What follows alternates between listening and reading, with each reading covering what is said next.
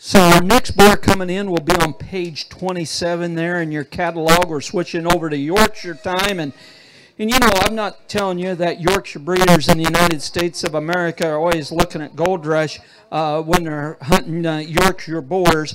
But quite honestly, finding those elite Yorkshire boars has been problematic. Not that they're not out there.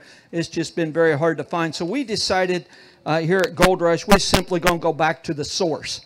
And if you study history, whenever the Yorkshire breed's gotten in trouble over the years, there's this old man named George Watson down in Kentucky that everybody drops down to and gets hogs to get them back to where we need to be. That's exactly what we did here.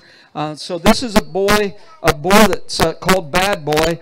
I did not name him Bad Boy. George Watson named him Bad Boy. And if George names a boar Bad Boy, you better take notice. This guy's libido and semen quality, just all the basics are so good. George is running about 40 sows now, and he breeds them in groups of 20. And he just texted me the other day. I think he had 13 litters out of this guy, out of his last group.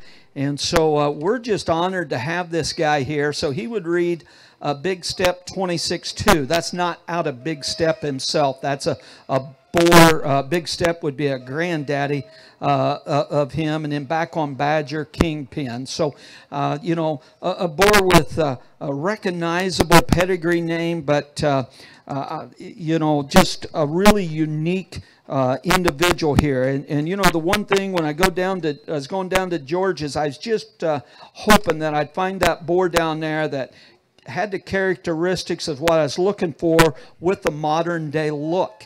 And when this was actually the very first boar that I looked at, and I knew this was the guy that I wanted to tie into. Simply his hip and hind leg, the amount of bone that he has, center body cage.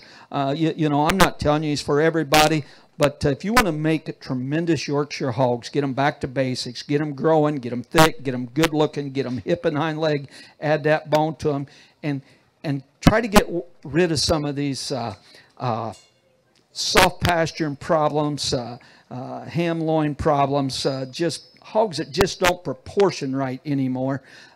You know, when we look at the top fives in a lot of shows, you know, the Yorkshires have just not always been a part of it, and they should be, as large as the breed is. So anyhow, we're honored to have him here. Use him as you see fit. If he can help you, definitely an individual I think you can build around.